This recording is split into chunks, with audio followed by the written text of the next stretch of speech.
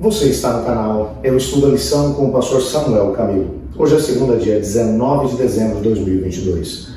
E o tema que estudaremos dentro da nossa lição na escola sabatina será o juízo pré-advento. A crença que temos no juízo pré-advento, ou seja, o juízo que acontece exatamente antes da vinda de Cristo Jesus, ele tem uma base muito extensa dentro das Escrituras Sagradas. Até para que você não se sinta aí incomodado com tantas citações, eu te desafio a olhar o nosso guia de estudos para que você possa descobrir nele a quantidade de textos que dão base para aquilo que eu vou mencionar a você aqui agora. A Bíblia vai mencionar que o pecado, quando ele surgiu, principalmente aqui no nosso planeta, ele não foi um problema exclusivo da Terra. Lembre-se que antes do pecado surgir aqui, o pecado surgiu no lugar mais incrível do universo, no céu, o lugar de onde o Senhor Deus governa todo o universo. E foi exatamente nesse lugar que, quando o Senhor Deus estava em determinado momento da eternidade, não sabemos quando, estava desenvolvendo o seu reino de amor, de justiça, de paz, que um ser se levantou contra ele e fez sérias acusações contra o governo de Deus. Entre elas, que Deus era injusto, egoísta, que ele não respeitava as criaturas que ele havia trazido à existência e que ele os tratava como se fossem escravos. Uma rebelião começa no céu. Um terço dos anjos de Deus ficam ao lado desse anjo rebelde. Uma batalha acontece no céu. Miguel e os seus anjos lutam contra o dragão, mas não se encontrou mais no céu o lugar desse dragão, nem como daqueles que se juntaram a ele na rebelião. Perdeu a batalha, mas aqui não termina a história. A Bíblia vai mencionar que ele veio para a terra, que apesar de ter levantado algumas dúvidas contra o governo de Deus, o Senhor Deus, em sua justiça, ele deu tempo para que o rebelde mostrasse quem ele realmente era.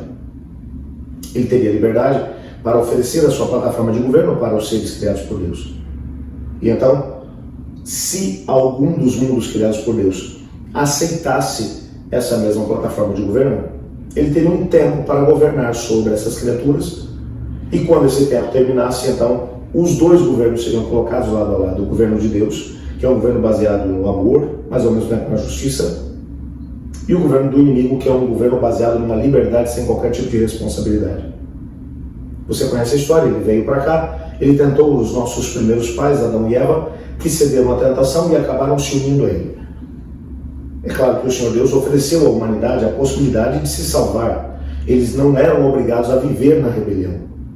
Cristo Jesus pagaria o preço exigido pelo pecado, porque o salário do pecado é morte. O inimigo havia criado todo um laço, um estratagema para enganar a humanidade. Ele mesmo não tinha tido nenhuma tentação no céu.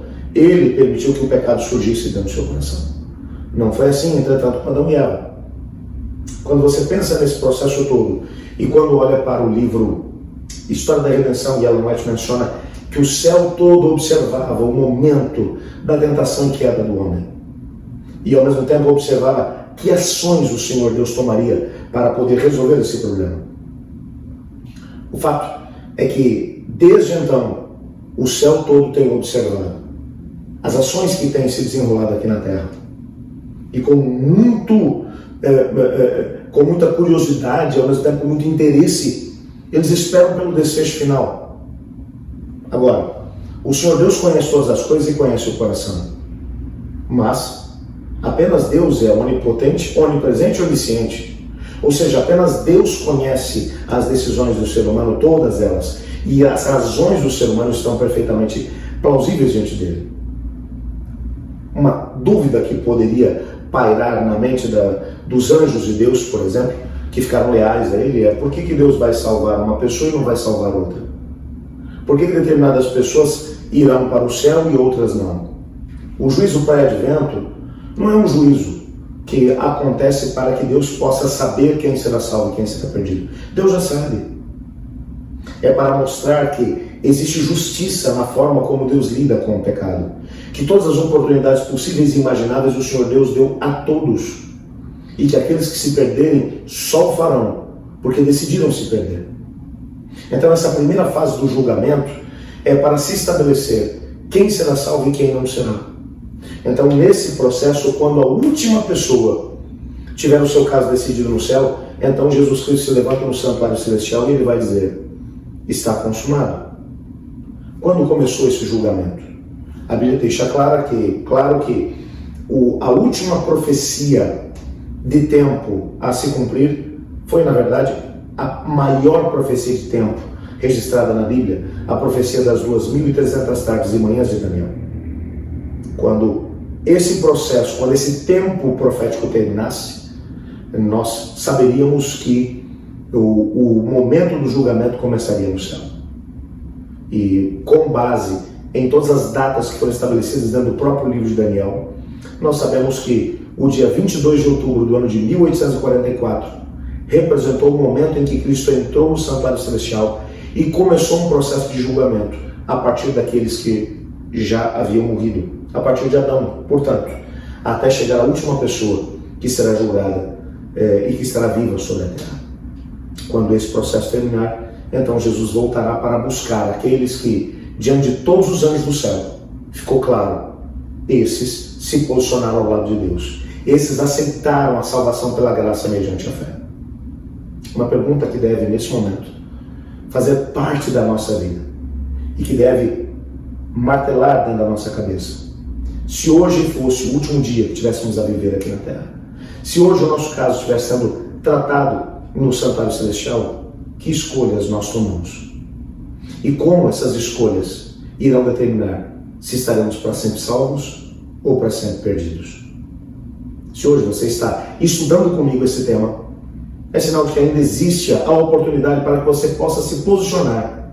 Se você já se posicionou ao lado de Jesus, parabéns, permaneça nessa decisão. Mas se por acaso você está longe do caminho do Senhor e ainda não tomou uma postura ao lado de Deus, tome-a antes que seja tarde demais. Quero orar com você. Obrigado, Senhor, porque em Tua palavra descobrimos que temos a liberdade de escolha, o livre-arbítrio, e que hoje podemos decidir se seremos salvos ou perdidos. O tempo de graça ainda está diante de nós, mas esse tempo terminará. Ajuda-nos hoje a tomarmos uma postura enquanto ainda existe graça, pois em nome de Jesus que oramos. Amém. Eu estudo a lição, e você?